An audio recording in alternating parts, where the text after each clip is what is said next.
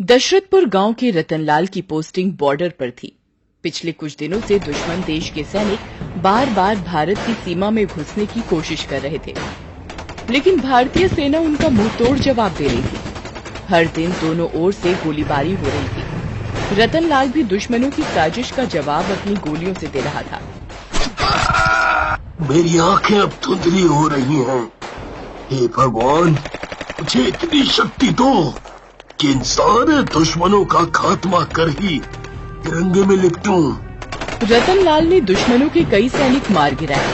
उनकी पूरी टुकड़ी को उसने और उसके साथी सैनिकों ने पीछे हटने पर मजबूर कर दिया, लेकिन रतनलाल भी शहीद हो गया। तिरंगे में लिपटा उसका शरीर उसके घर पहुंचा। उसके बूढ़े माता पिता को अपने बेटे पर गर्व तो था, लेकिन इकलौते बेटे के शहीद हो जाने का दुख उनकी आंखों में दिखता था। रतनलाल की 16 साल की बहन पायल भी सारा दिन रोती रहती थी। एक रात जब वो रो रही थी, तभी रतनलाल की आवाज उसे सुनाई देती है। पायल चौंक जाती है। उसके सामने रतनलाल खड़ा था।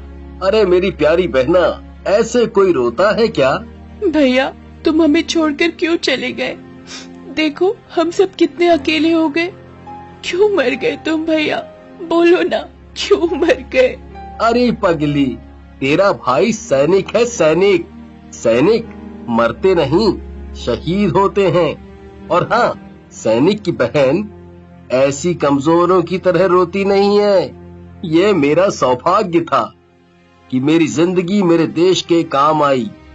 यूं तिरंगे में लिपटना सबको नसीब नहीं होता। तू भी तो मेरी तरह सैनिक बनना चाहती थी।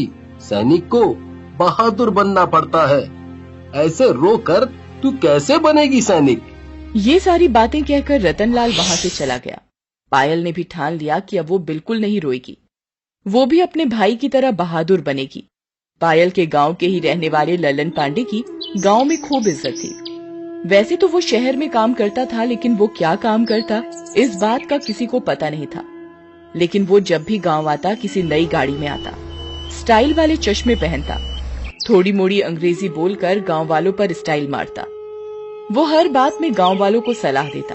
उसकी बात सभी मानते भी थे। पिछले कई सालों से उसे ही गांव वाले 15 अगस्त को गांव में झंडा फहराने के लिए बुलाते थे। इस बार भी वो एक दिन पहले ही गांव आ गया था। वो पायल के घर के बगल में ही रहता था। उसके आते ही लोगों ने उसे घेर लिया। वो कुछ लोगों को फेसबुक पर अपनी तिरंगे के साथ फोटो दिखा रहा था। वाह भैया, इस फोटो में तो एकदम सलमान खान लग रहे हो। तिरंगा तो आपके हाथ में जच रहा है। नीचे कितना अच्छा लाइन भी लिखा है, मेरा भारत महान। अरे महान महान कुछ नहीं है भारत, बस वो 15 अगस्त का माहौल चल रहा है तो हम भी लगा दिया फोटो। देख रहे हो कितना लाइक्स मिला है? पूरा 1000।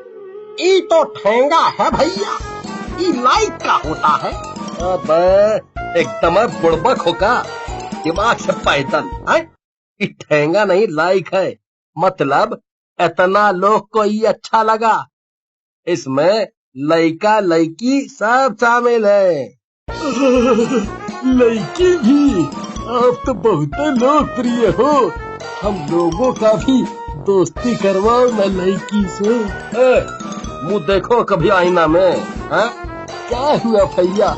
हमारी अम्मा तो कहती है कि हम हीरो दिखते हैं। पहले जाकर अम्मा को आँख वाला डॉक्टर को दिखाओ। बड़ा आया हीरो, छुछुंदर की तरह देखते हो। चलो लड़की से दोस्ती करने। अरे भैया, आप तो गुस्सा आ गए। अब आपसे हमारा मुकाबला कहाँ है? चलो चलो, अब तुम लोग निकल लो। बिना मतलब हमको मधुमक्खी का छत्ता के जैसा घेरे रहते हो। चलो निकलो, हमको कल 15 अगस्त का भाषण का तैयारी भी करना है। सभी गांव वाले चले जाते हैं। ललन पांडे अपने घर के बरामदे में एक कागज हाथ में लेकर भाषण की प्रैक्टिस करते हैं। दूर से पायल उनको देख रही होती है। मेरे गांव वालों, आज बहुत बड़ा दिन है। आज के दिन ही हमें स्वतंत्रता मिली थी। अपना भारत महान है, इसके जैसा कोई देश नहीं है। ई क्या बोल रहे हैं भैया? अभी तो आप कह रहे थे कि भारत महान वहान नहीं है, और कल का भाषण में बोलने के लिए यही सब लाइन तैयार कर रहे हैं। अब देखो पायल, हमको मौका मिले तो हम कल का कल विदेश चले जाएं और कभी वो वापस ना आए। लेकिन वो कहा है ना कि हमको मौका मिला नहीं है। हमको मौका मिला है कल का प्रोग्राम का चीफ गेस्ट बनने का। कल 15 अगस्त है, थोड़ा देशभक्ति नहीं जगाएंगे, देशभक्ति का बात नहीं करेंगे तो कौन हमारा भाषण सुनेगा है? देशभक्ति सब एक दिन का खेल है पायल, तू नहीं समझेगी। पायल को लल्लन पांडे की बात समझ नहीं आती। वो घर चली जाती है और बहुत देर तक अपने भैया की तस्वीर को घूरती रहती है। उसी दिन लल्लन पांडे शाम को गांव के नुक्कड़ के चाय वाले की दुकान पर चाय पीने जाते हैं। पायल को भी चाय की दुकान से कुछ लेना था तो वो भी वहीं पर थी। आज तो हमारा दुकान का किस्मत खुल गया। लल्लन भैया हमारे दुकान पर खुद चल के आए हैं। अब साली पकैती करोगे कि चाय भी पिलाओगे? अरे हम पिलाएंगे भैया। एगो बात पूछे, कि गांव में सबको हम ही से कुछ न कुछ पूछना होता है। सब मिलकर हमको स्टेशन का पूछताछ केंद्र बना दिया है। गुस्सा हो रहे हैं भैया।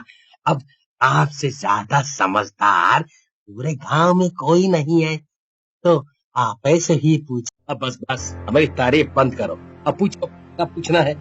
भैया ये राफेल सब बोल रहा है, ये है का? अरे कुछ नहीं है, सब टाइम पास है। सरकार के पास पैसा है, बस बर्बाद कर रही है। लेकिन टीवी पर तो बता रहे हैं कि इससे देश का ताकत बढ़ेगा।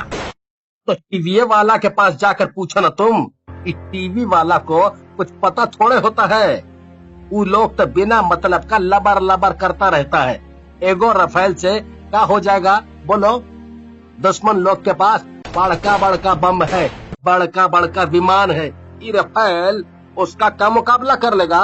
हम रहते सरकार में तो सरकार का पैसा बचा ले, कभी ना खरीदते ये राफेल वफेल। लल्लन भैया आप तो दिल्ली में रहते हैं ना, सरकार भी वहीं रहती है। आप काहे नहीं ये सब बात सरकार को बोलते हैं? अच्छा तुम एगो बात बोलो, अगर तुमको प्यास लगेगा तो तुम जाएगा ना कुआं के पास, कि कुआं आएगा तुम्हारे पास कि लो भैया प्यास लगी है पानी पी लो? कुआं नहीं आएगा ना। तो हम भी है कुआं। सरकार को जरूरत है हमारा सलाह का, तो ऊ हमारे पास आए, हम काहे जाएं? वैसे भी हमारा पास टाइम नहीं होता है। तुमको पता है ना हम कितना बिजी आदमी है ना। पायल को लल्लन पांडे की बात बिल्कुल अच्छी नहीं लगी। जिस देश के लिए उसका भाई शहीद हो गया, उस देश के लिए लल्लन की ये बातें सुनकर उसे गुस्सा भी बहुत आया। लेकिन उसने उस समय तो उसे कुछ नहीं कहा। लेकिन ये सोच लिया कि समय आने पर वो इन सब बातों का जवाब लल्लन पांडे को देगी। अगला दिन 15 अगस्त का ही था। गांव वाले झंडा फहराने की तैयारी कर रहे थे। लल्लन भी तैयार होकर जहां झंडा फहराया जाना था वहां के लिए निकल पड़ा था।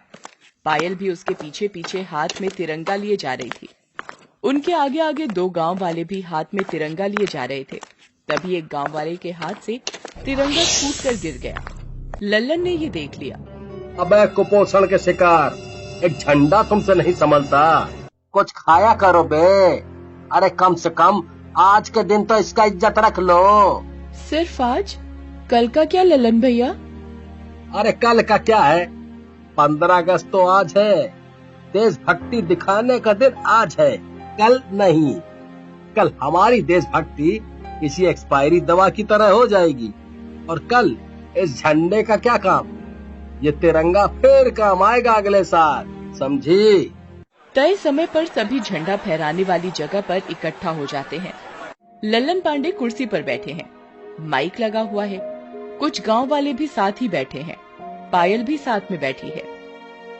अरे कुछ माहौल नहीं लग रहा देशभक्ति का। कोई देशभक्ति का गाना वाना बजवाओ भाई।